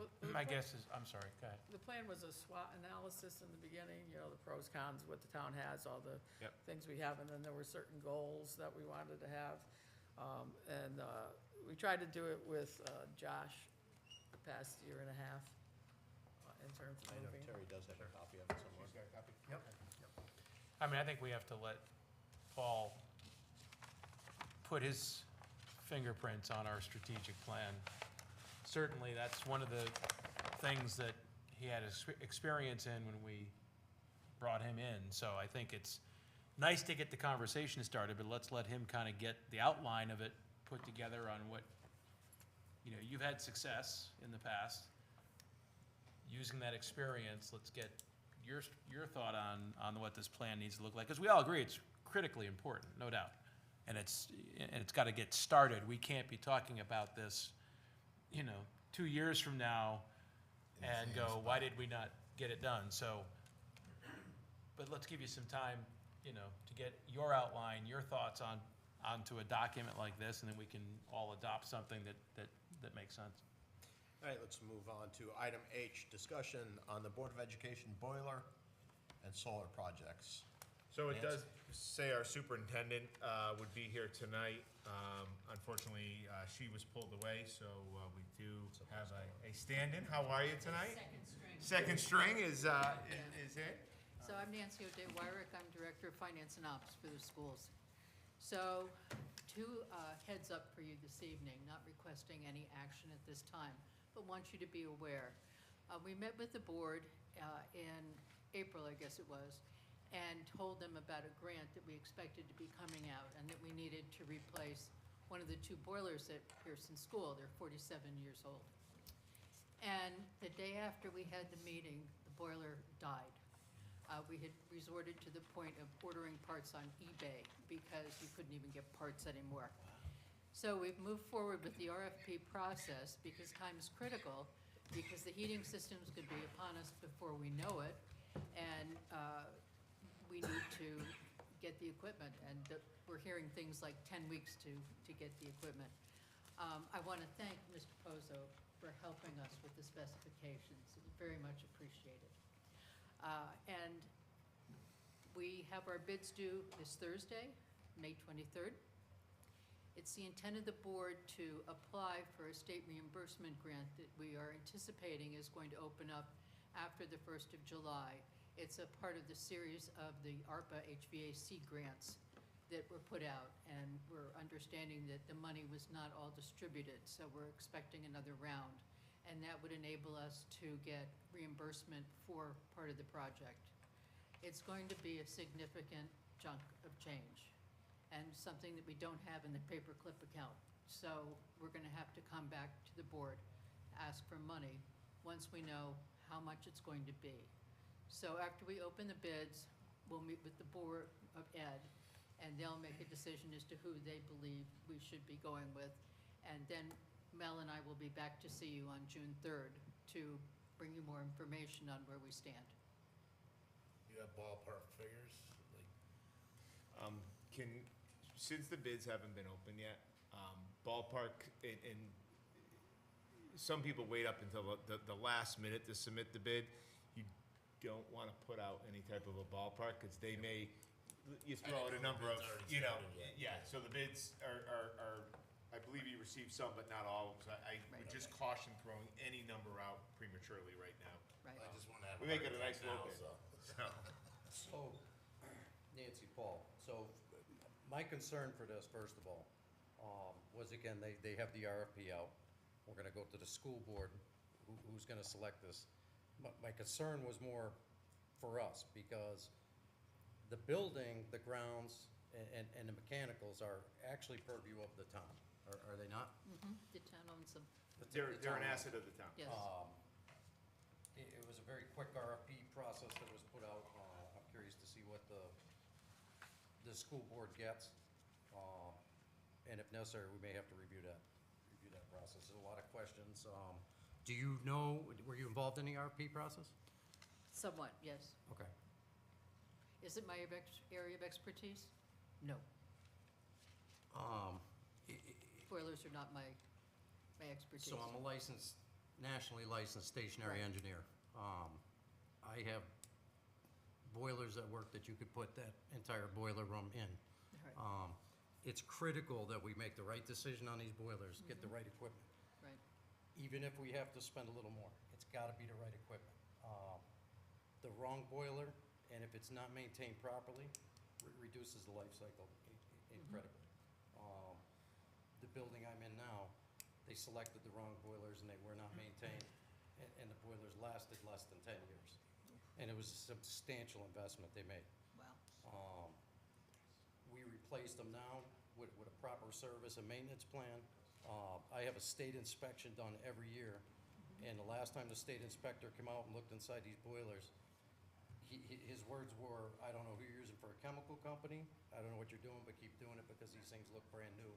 Inside, they're going on 6 years old, and they're like brand new." It's gonna be a significant investment for the town, for the school Yes, it is. system. So I just wanted to put that out there when we make this process. Thank you. Any other questions? Yeah, I think it'd be important that Paul tell the rest of you, because I sort of have an idea about it, the process, because they're gonna need a large chunk of money. You take care of all the detail boiler stuff, that's good with them. But the large chunk of money has to, will either be on a loan from us, or what's the reimbursement rate in that grant? It's gonna be around 70%. So there's 30% that's gonna be hanging out there, here, whatever that number is. So Paul, tell us what the process is. So once we, or they've come with a number, you would all, obviously decide on number. We would need to go to referendum. We would be back opening the polls. Obviously, we're on it, it was never unappropriated. It was never appropriated for any type of money. A thought that I had is, if you remember when Mr. Rollins came back, if we get to a point that we're gonna move it to referendum, is there's that water project that's out there as well, tying those two questions potentially to the same. But we would need to open up the polls for approval from our residents.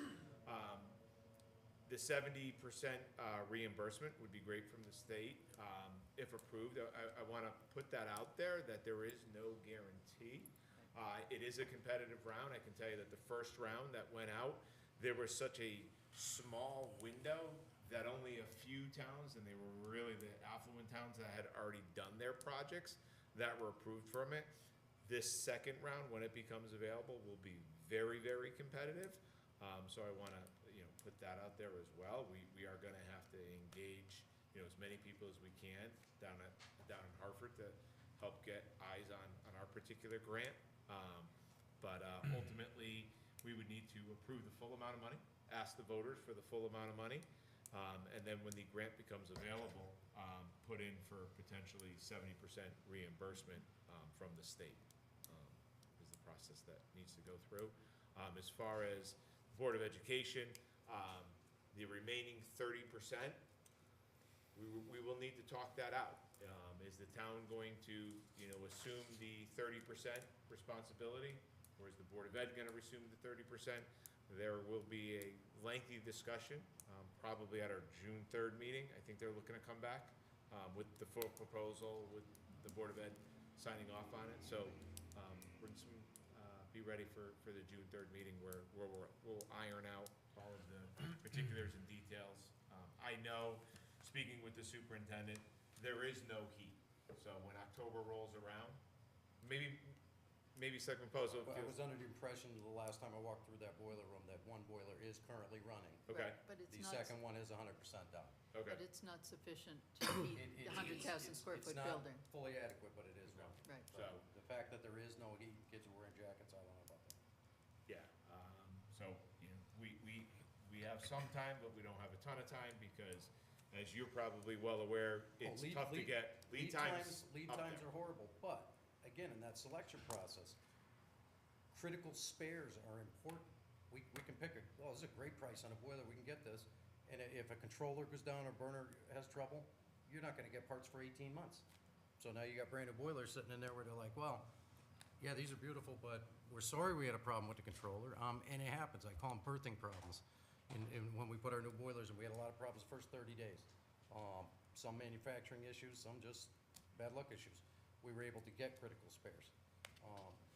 The other thing that the school does not have right now, it's just never been brought up, is a chemical treatment system.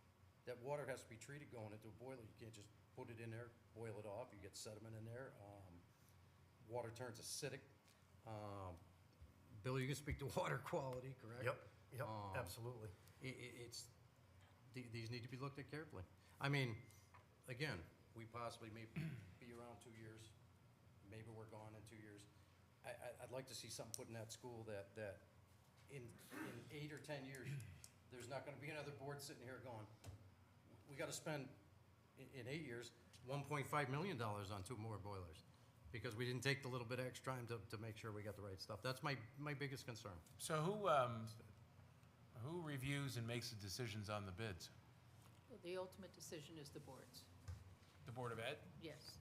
Is there, I guess to Selectman Pozo's point, who on the Board of Education has the expertise to read these bids and understand that we're making the proper selection, not just on the bottom line number, but on the equipment and the things that he's talked about?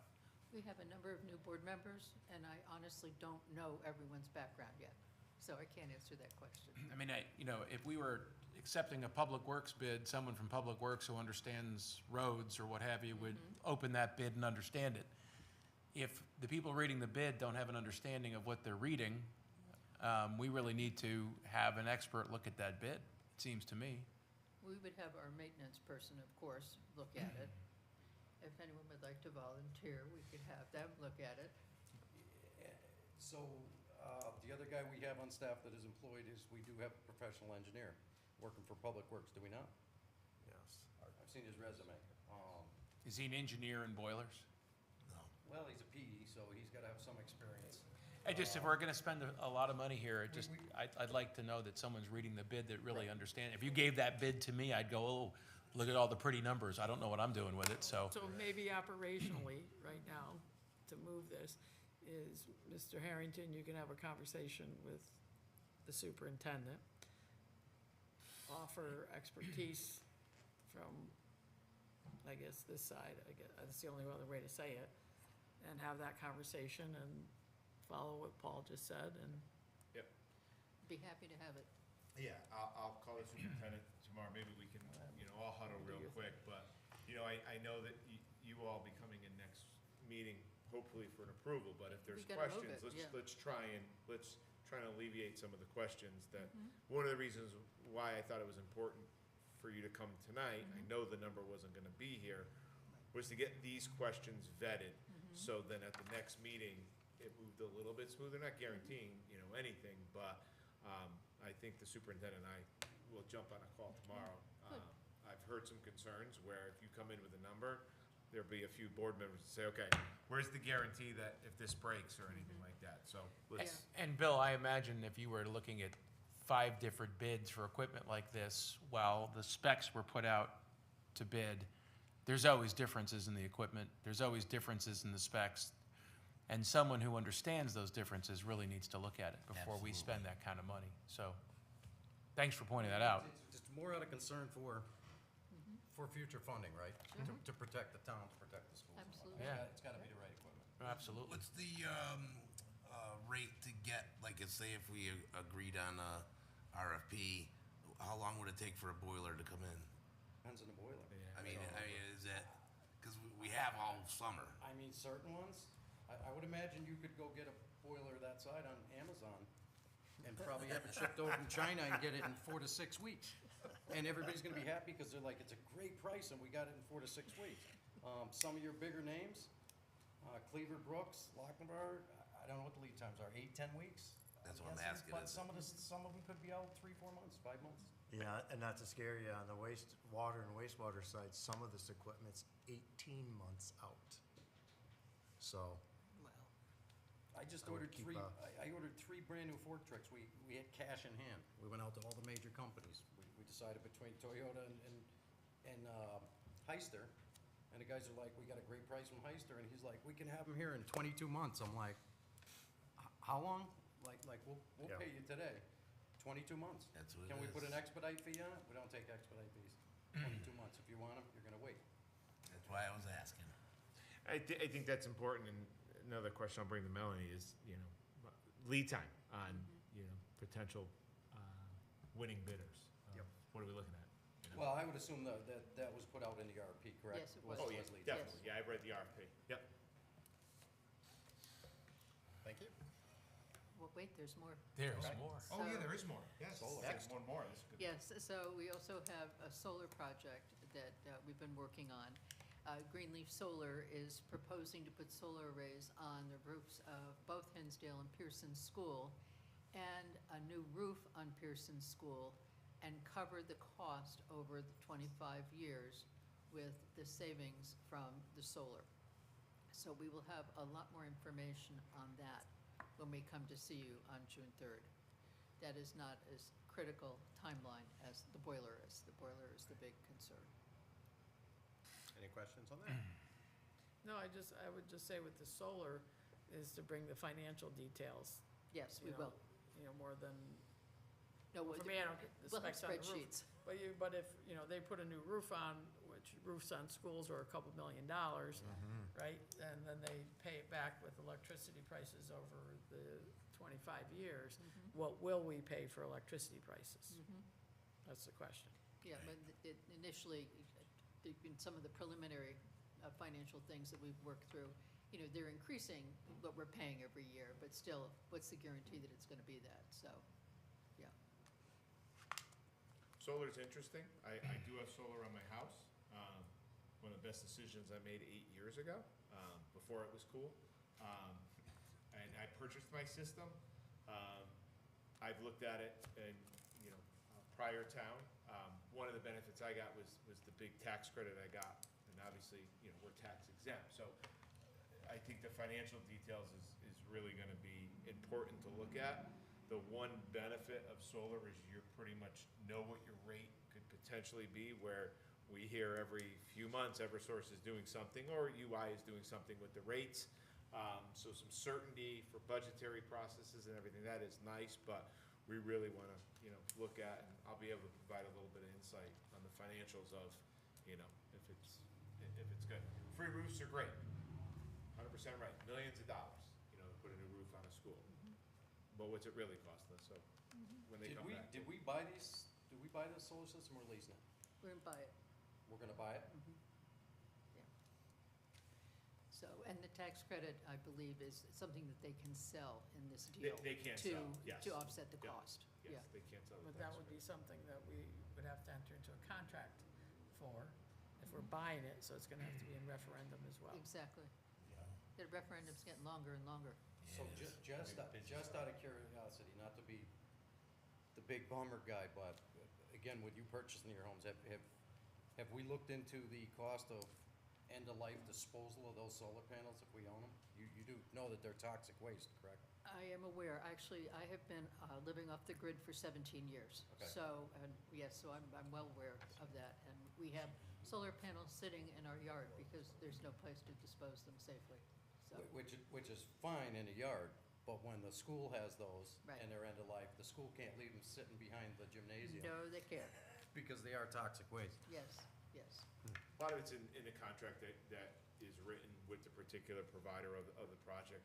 You know, the contract that I have, you know, my personal roof, they take them off in 30 years. Oh, they do? Yes, they Okay. take them off, they dispose of them. Right. You know, Well, that's why solar's I asked great if when we you, had when you looked into hear that. it, but you really, you know, you gotta get into the details of it all, and I Right. think, I'm really looking forward to that. I learned along the way, one of the reasons why I purchased the system, so, I'm very much looking forward to the discussion of the solar project when Yeah, they yeah, bring it yeah. forward.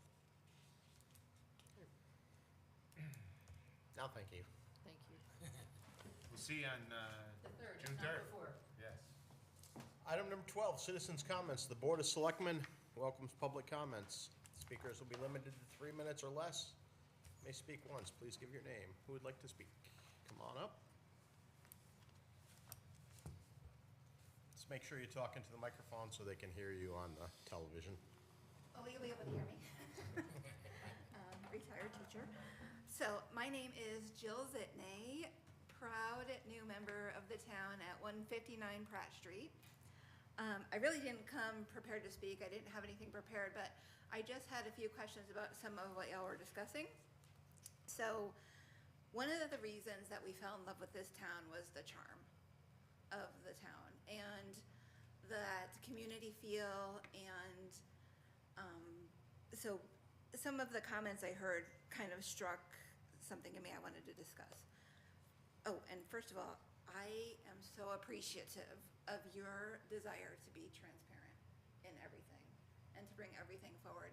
That is not something I've seen in my years in towns in Connecticut and other states. So I think that is really, really something to be commended, so.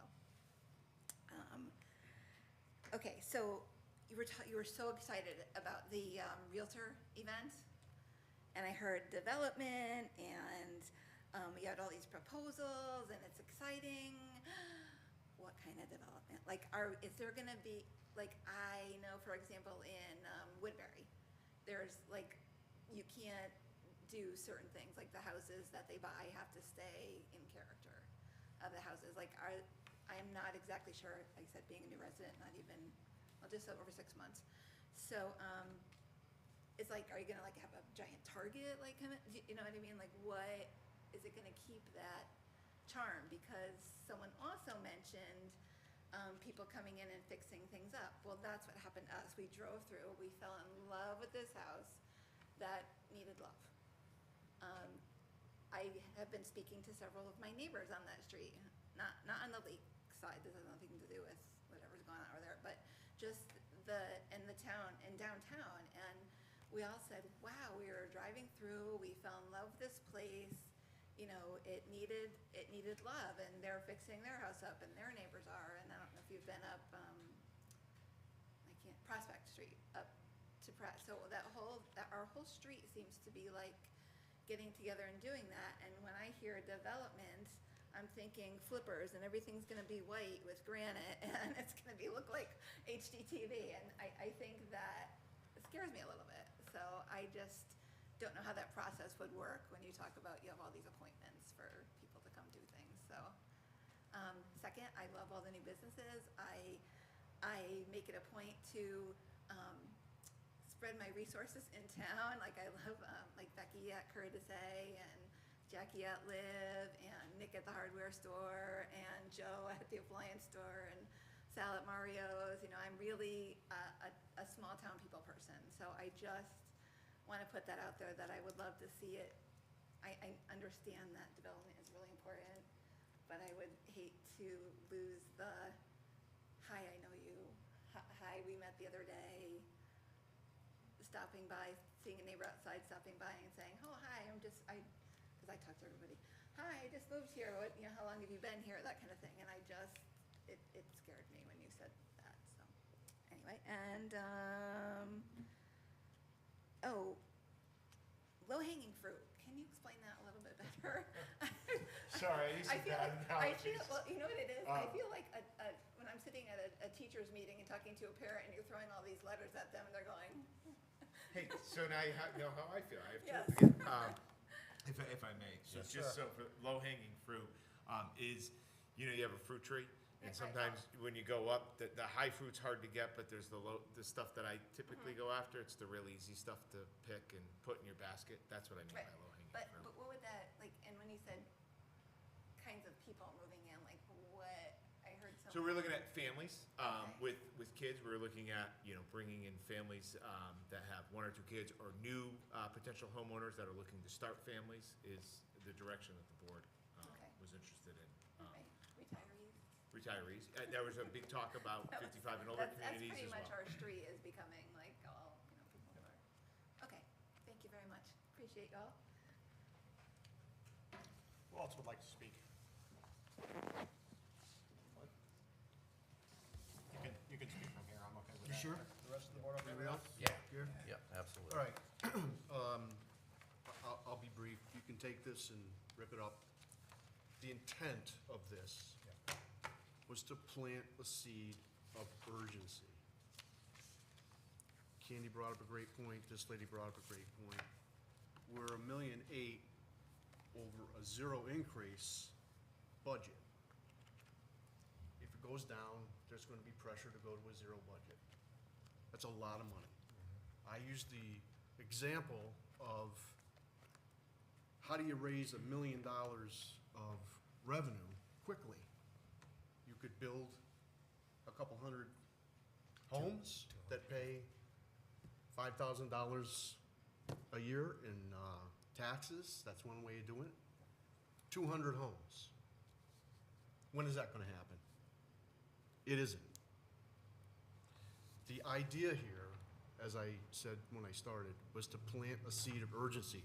Minutia is the cancer of all dreams, and town government is all minutia. My fear is, because Candy brought up a great point, back when I was on the board, many, many years ago, we went through this exercise. Anybody remember talking about this in the past 3, 4 years at any great length? No. I absolutely agree. Mr. Harrington needs to champion this thing. But when I was in the real world, in business, you framed a goal, you made sure that goal made sense, and you measured it every week. In my world, it may not be in this. You put it up on the wall, and you said, are we tracking to hit our goal? If you don't, I can guarantee you, it isn't gonna happen.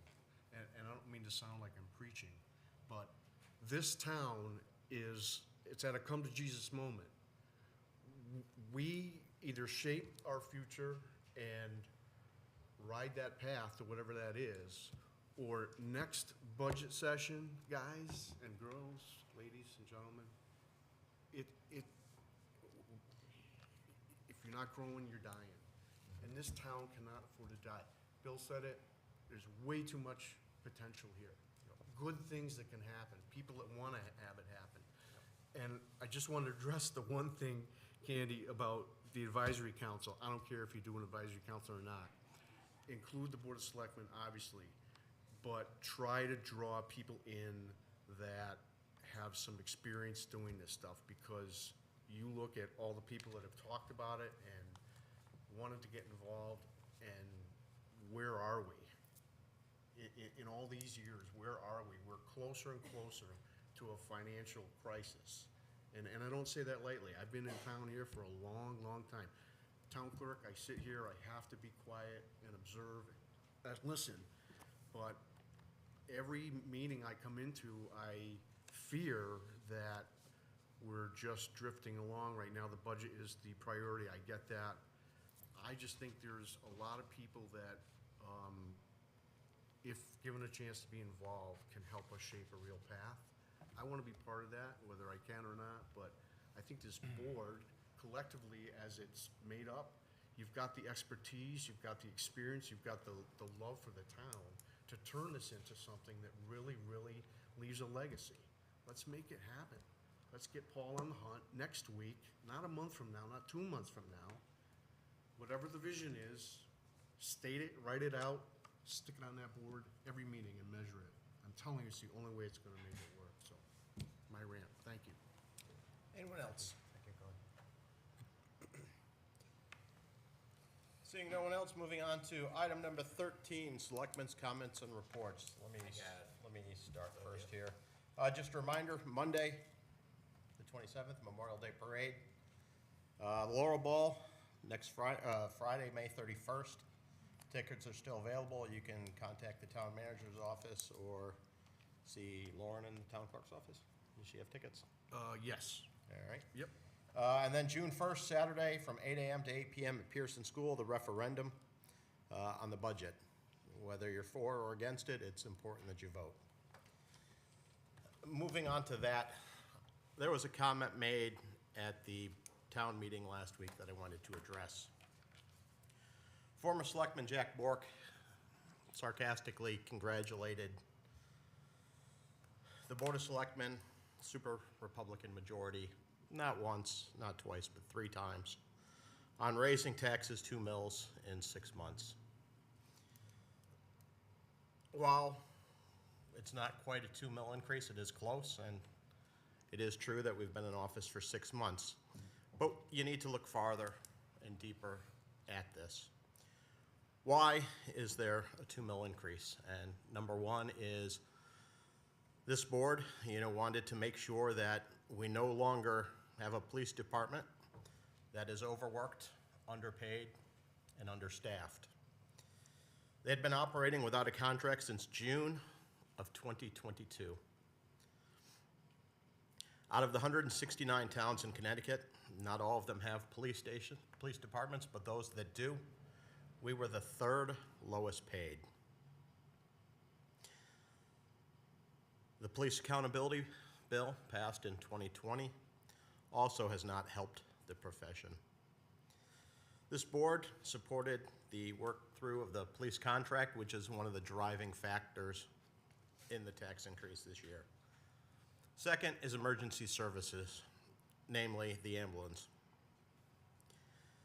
We have an aging population in the town of Winchester, and the last thing you want to hear when you need help for a heart attack or another medical emergency is you're going to have to hang on.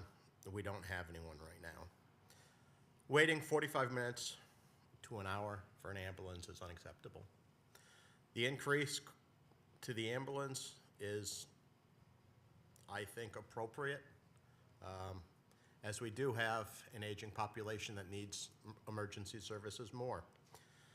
Another problem that this town has is 78% of the calls that the ambulance department responds to, the patient is on Medicare or Medicaid, meaning we receive pennies on the dollars in reimbursements from the insurance companies. And the last thing, other than the reduction in our grand list growth, is the education system. Those 3 things are things that you build the grand list off of. You want a safe town. You want a town with a good education system. That's why, although it's difficult, we're putting forth this budget with a tax increase. So yes, while he was not inaccurate in his comments that we increased the taxes in 6 months, there are very important reasons why we raised the taxes. So I know many members of the board have different opinions on the budget, but I think that it's very important that we support this budget so we can grow our grand list, because you don't want to have people feel unsafe in town, have a poor and failing school system. These are things that are the foundation for building the grand list. Troy, you had comments? Yeah. First, I'd like to thank Terry Hall and Ashley Kelsey, Georgie Andrews, and Lauren for their great job with the Laurel Parade and the interviews and all the hard work they put in there. It was excellent. I enjoyed the parade very much. And then I'd like to thank the Elks for the Tetros Pond Fishing Derby. It was a huge success. We had 90 kids registered. The parking lot was full. They were parking out into the street. There was only 50 out of the 144 fish caught. So there's still some potential for the neighborhood kids to get a good one, so thank you. Candy? Yeah, I want to pass out the Northeast Aquatic Research report from Highland Lake. I won't talk about the information in it, but I think it's important that you look at it, and you can talk about it at the next meeting. It's also on the Highland Lake Watershed website. It's also been given to all the boards and commissions in town. Is that what Jen gave up? Oh, I didn't look at what Jen gave us, but the previous one to that. As you know, the town pays for these reports, and that's why I'm giving them to you, because they're actually, the town budget pays for these reports. This is the testing of the water quality all of last year. You'll note in there some of the things that tie to other areas. One of the things that I'm working on is trying to tie state agencies and our town and the lake all together. For instance, I just learned actually this morning that they're actually doing a big fish study on the lake. And the state, in conjunction with federal money, is doing a fish study, and we didn't know that. I just learned that now. We also learned that they're looking at the cool areas in the lake. They're looking at a new fishing plan for trout at the state. They have a big survey that's out there about some of the areas at Highland Lake, where their fish go in the summer when the lake water gets hot. They go to Taylor Brook and they go to other places because it's too warm other places.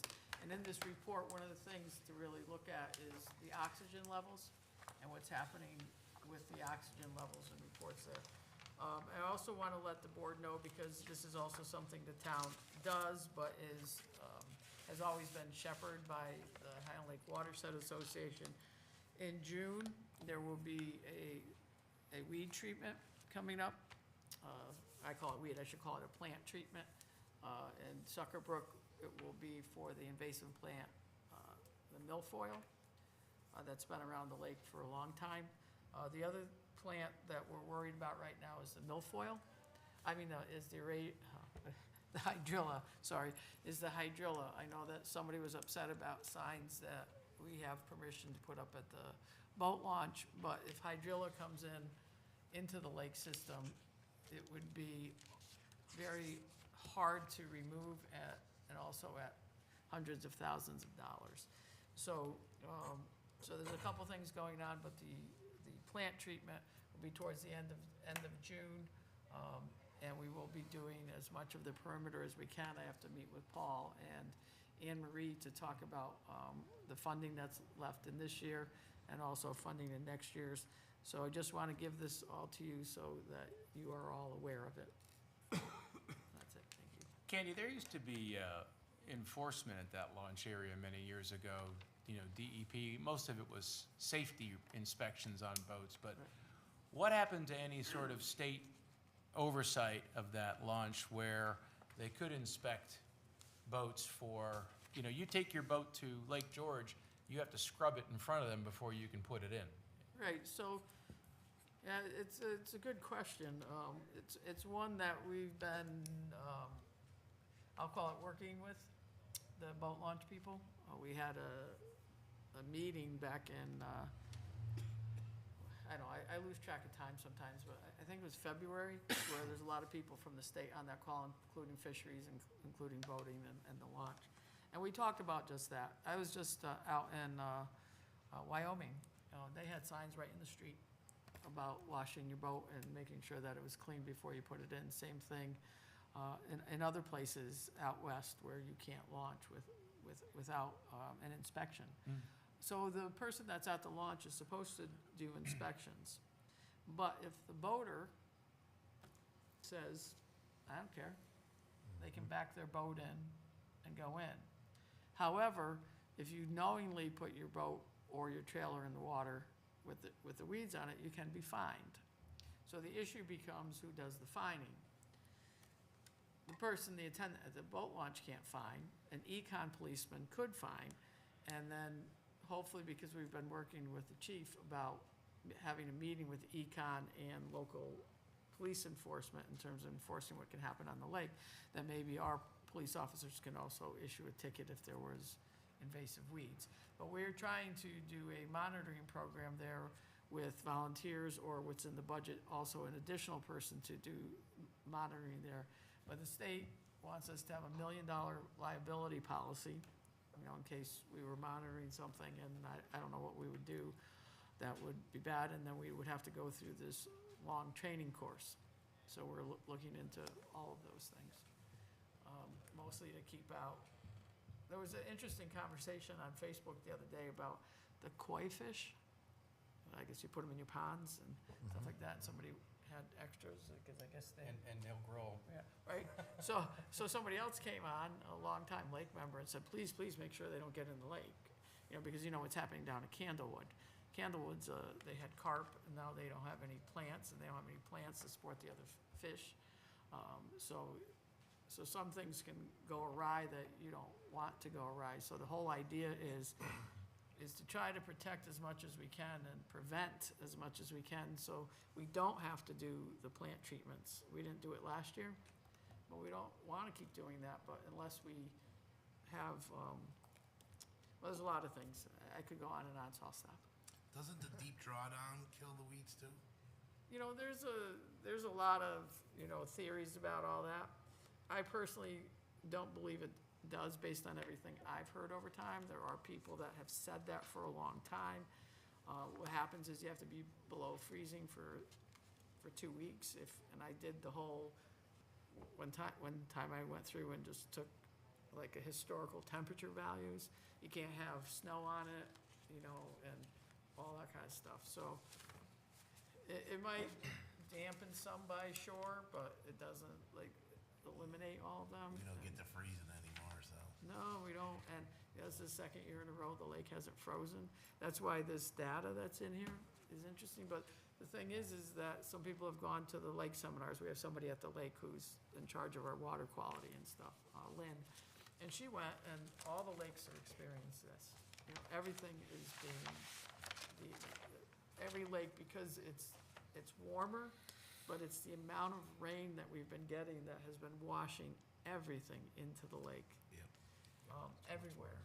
And and so we're trying to, the reason we talk to the boards and commissions about this report in particular is because at the board and commission level, more so than any of us here, are the ones that have to look at how to keep water on site, how homeowners are using, you know, best practice. We heard them before, lead management, and to keep the water on site and to slow it down, the velocity of water. Other members? Yep, it's my turn. Somebody from Deep once told me that dead fish tell no lie, so that'll also help on the water quality. The other thing is I was at the Conservation Commission. They had a beekeeping thing not too long ago, which was quite interesting. If you're interested in keeping bees, it's actually a lot of work. This Thursday at 7 o'clock here, the Historic Commission's doing the history of the Civilian Conservation Corps by historian, author Marty Podscotch, and I probably butchered his name there a little bit. So most of you guys jumped on what I wanted to do, the Memorial Day Parade, the Laurel Ball, the vote, definitely the vote. The big thank you to Ashley, Georgie, Lauren, and the Town Hall's den mother, Terry Hall, for their hard work on the Conservation Commission, on the Laurel Ball. Is very much appreciative. To touch really quick on that lead service line that the water department has to do, that's going to be a 70% reimbursement, hopefully, as that'll have to come up to referendum. And to jump on what Glenn was saying, it's a lot of excitement to get some stuff rolling in town. You know, obviously, it'd be nice to get the 55 and older up there, and that would be really great. The water quality up at Highland Lake. I know that around Crystal Lake, sometimes they do log, and take some old trees and stuff out, that actually does help the water quality, because you don't want those dead things in there, because that will create the E. coli bacteria. And a lot of the nutrients that get in there, especially the nitrogen and the phosphorus, some of that is coming from everybody's lawns that they love to have up at Highland Lake, nice and green, lush. Sorry, folks, but that is where it's coming from. That runoff is coming in there. Thank God that we fixed the sewers, because that's where it's also coming from, is your nitrogen and your phosphorus is coming from the sewers, so glad that that's been taken care of. And that's it, just a lot of excitement. You know, like to see the grand list grow, get some new businesses, some more people, and it's 250 homes at $4,000 each to get $1 million into town. And we could also chase expansion of businesses. Yes, anything, just to get the excitement. Like I say, we need that new identity. The flood is over. Henry stealing the money's over. We got a lot of potential here in town to get things moving. Main Street can be beautiful. I sent Paul from the Cornelia film, and sorry if I butchered that name. I sent that's out. I'm sure most everybody's seeing it, the way the thriving, the people, and that's what we sort of need. And there's no place for anybody to stay if you wanted to come and stay in town. So I was walking in the house and just this new slogan, come and stay in our city, but visit our town. Thank you. Anyone else? Steve? Move we adjourn. All in favor?